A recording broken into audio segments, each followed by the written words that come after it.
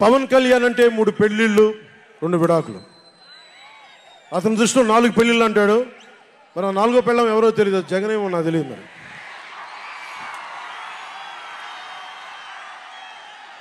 నాకు ఇదే విసుగొస్తుంది. జగన్ లేని 4వ పెళ్ళం అంటే నువ్వేరా.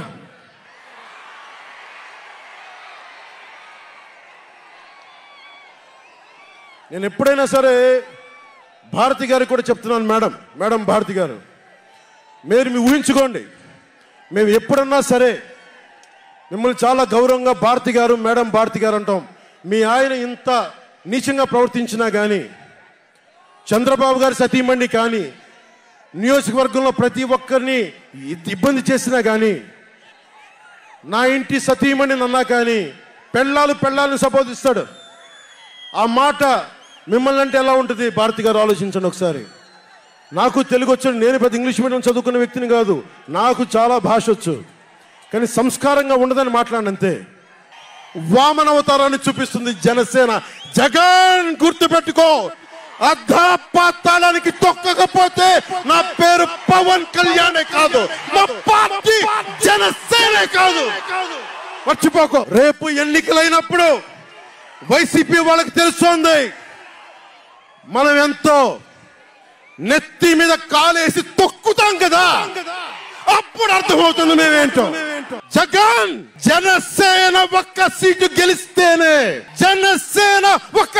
గెలిస్తేనే నేను రాజమండ్రి రోడ్ల పర్యవేక్షణకి వస్తానని అంటేనే రాత్రికి రాత్రి 10th క్లాస్ విద్యార్థిలాగా, 10th క్లాస్ చదువుకునే విద్యార్థిలాగా రాత్రికి రాత్రి రోడ్లు వేశారు.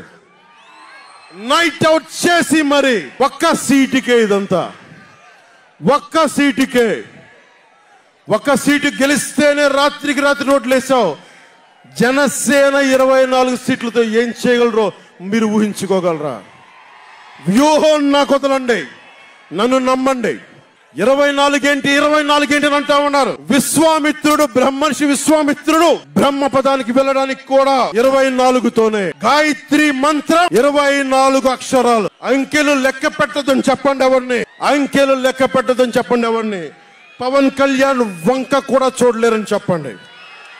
జనసేన మీద కన్నెత్తి కూడా చూడలేరని చెప్పండి. మనకి వైసీపీ జగన్ లాగా వేల కోట్లాది రూపాయలు వారసత్వంగా తినేసామా ఏంటి? మనం ఎన్నికలు రాగానే నియోజకవర్గానికి 50 నుంచి 100 కోట్లు తీయడానికి, ఖర్చు పెట్టడానికి, అన్ని స్థానాల్లో పోటీ చేయడానికి మన దగ్గర 50, 100, 1000 కోట్ల డబ్బులు ఉన్నాయా? మన దగ్గర దోచేసిన డబ్బులు ఉన్నాయా?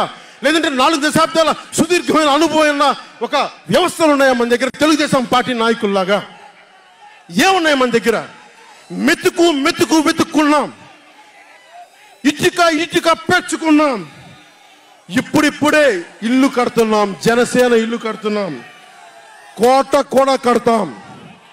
తాడేపల్లి జగన్ కోట కూడా బద్దలు కొడతాం. బ్లాక్ మెయిల్కి బయట జడిసే వ్యక్తి జగన్మోహన్ రెడ్డి గారు. నాకు 3 పెళ్ళిళ్ళు 4 పెళ్ళిళ్ళు అంటున్నావు, నన్ను దత్తపుత్రుడు అంటున్నావు. చెప్పని అడుగుతున్నా. ఎస్, నీకు మొదటి పెళ్లి కాలేదా? 2వ పెళ్లి కాలేదా? 3వ పెళ్లి కాలేదా? 4వ పెళ్లి కాలేదు. 4వ పెళ్ళాన్ని నువ్వా అంటున్నావు. 4వ పెళ్ళం ఎవరో కాదు నేనా, నాదెళ్ళ మనోహర్ 4వ పెళ్ళం. మేము మా చేత ఎందుకు చెప్పించుకుంటా? ఏమి నాకు అర్థం కాలేదు. జగన్మోహన్ రెడ్డి పెళ్ళామా? నీకు చంద్రబాబుకి మొగుడు జగన్మోహన్ రెడ్డి గారు, గుర్తుపెట్టుకోమని మనం వచ్చేస్తున్నా. ఇది ప్రజావాక్కు, నేను చెప్పేది కాదని మనం వచ్చే. రాజకీయంగా మీ ఇద్దరికి మొగుడు జగన్మోహన్ రెడ్డి గారు తప్ప మరొకరు కాదు. నీ 4వ పెళ్ళం మనోహరు, అందరికీ తెలిసినటువంటి సత్యం ఇది. ఏం మాట్లాడుతున్నావు నువ్వు? జనసేన అధినేత ఏం మాట్లాడాడో నాకు అర్థం కాలేదు. మీకైనా అర్థమైందేమో ఆలోచించండి. రాజకీయాలకు పనికొచ్చే మనిషినా ఆయన? ఎంత ఆవేశంగా మాట్లాడతాడు, ఎంత అధ్వానంగా మాట్లాడతాడు, ఎంత ఎకిలిగా మాట్లాడతాడు. ఏం మాట్లాడుతున్నాడు? ఏమంటాడు? మఖ్యలు ఎదగదన్ని మడత మంచంలో పెడతావా? ఎక్కడ నేర్చుకున్నావా ఈ డైలాగు? ఎవరు రాశారు ఈ డైలాగు? త్రివిక్రమ్ రాశాడా? ఎవరు రాసిన డైలాగ్ చెప్తున్నావు? ఏంటి నాకు అర్థం కాదా? మీకైనా అర్థమైందా అని అడుగుతా ఉన్నా జన సైనికులారా. అంతేకాదు ఇంకో మాట అన్నాడు, అసలు మనకి 24 ఏంటి, అసలు 24 తీసుకునే శక్తి ఉందా?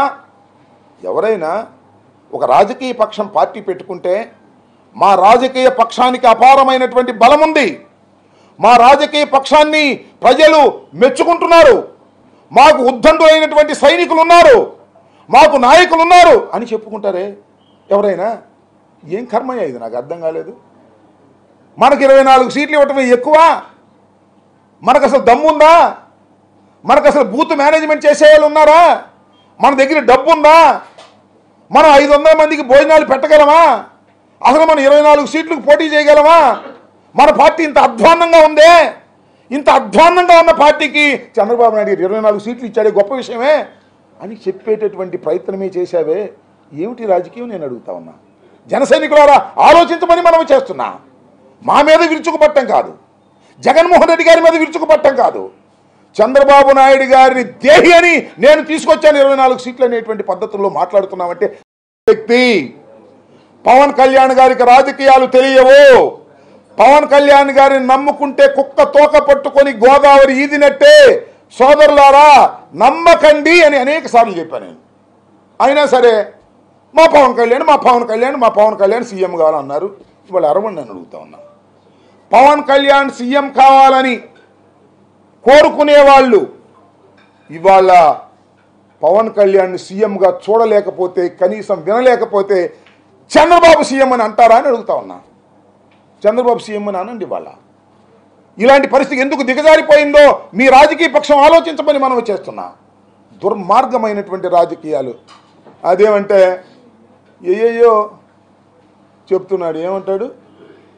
ఏ జగన్ అరుపు. ఏం జగన్ అండవు. ఏ జగన్, నాలో మంచితనాన్ని చూశావు, నాలో శాంతిని చూశావు, ఇక చూస్తావు. ఏం చూస్తావా? ఎన్నిసార్లు చెప్పావు డైలాగు? ఇప్పటికి నీ పార్టీ పెట్టిన తర్వాత ఎన్నిసార్లు చెప్పావు నువ్వు? మళ్ళీ చెబుతున్నావు. బెదిరిస్తావు. ఎవరిని బెదిరిస్తావా? నాకు అర్థం కాలేదు.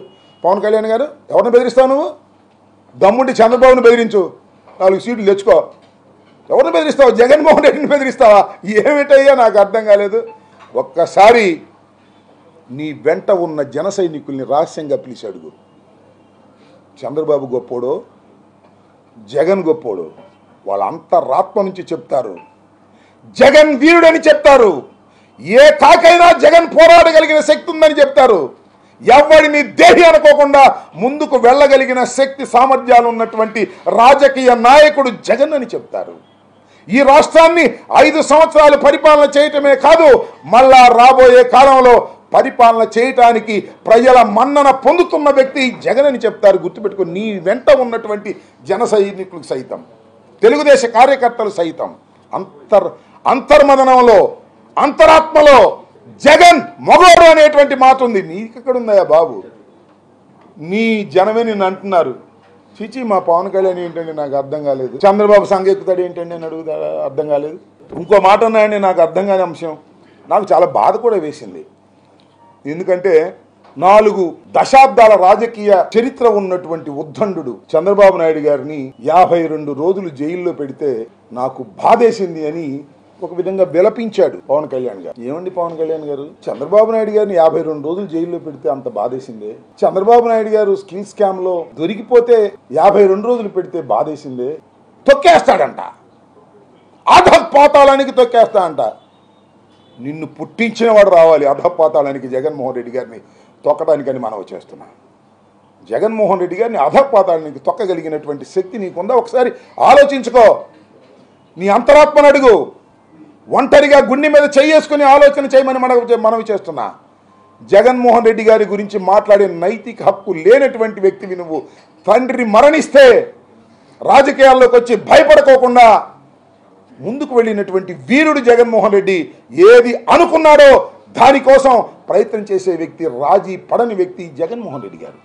అలాంటి జగన్మోహన్ రెడ్డి గారిని పట్టుకొని ఇంకో మాట అన్నాడు, నేను నీకు తొక్కకపోతే నా పేరు పవన్ కళ్యాణ్ కాదని. నీ పేరు అసలు పవన్ కళ్యాణే కాదు, రాసుకో. వాళ్ళు చెప్తున్నా, ఈ మాట మీద నిలబడు.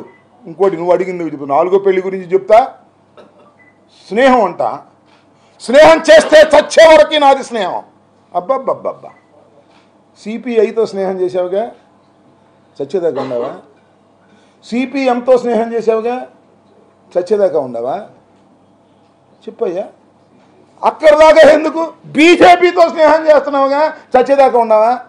ఎన్ని దొంగ మాటలయ్యా, నాకు అర్థం కాలేదు.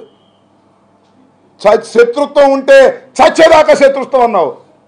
నువ్వు అన్నావుగా, చంద్రబాబు నాయుడుతో శత్రుత్వం అన్నావు, లోకేష్తో శత్రుత్వం అన్నావు. ఎక్కడ దాకా ఉన్నావు ఈ శత్రుత్వం? నువ్వు అసలు మాట మీద నిలబడేవాడివేనా? అసలు ఒక చోట నిలబడేవాడివేనా? ఒకటి పక్కన నిలబడేవాడివేనా? ఎవడు పక్కన పడితే ఆడి పక్కన మాట్లాడతావు. అదేమంటే నా వ్యక్తిగత జీవితం గురించి మాట్లాడుతున్నారు. ఏ జగన్ అరుపు ఇంతకన్నా పెద్దదిలే, నేను సింపుల్గా అంటున్నా. నీ సంగతి నాకు బాగా తెలుసు. జూబ్లీ హిల్స్లో చెక్ పోస్ట్ దగ్గర నువ్వు చేసినవి అని తెలుసు. టన్నుల కొద్దీ నా దగ్గర సమాచారం ఉంది. ఇవ్వవయ్యా, టన్నుల కొద్దీ ఉంటే సమాచారం. What is blackmail? ఎంత చీప్ బ్లాక్ మెయిల్ చేస్తున్నావు? జగన్మోహన్ రెడ్డి గారి మీద నువ్వు వ్యక్తిగతంగా చెప్పదలుచుకుంటే చెప్పవయ్యా, దమ్ముంటే అది చెప్పవు. బెదిరింపు, బ్లాక్ మెయిలింగ్.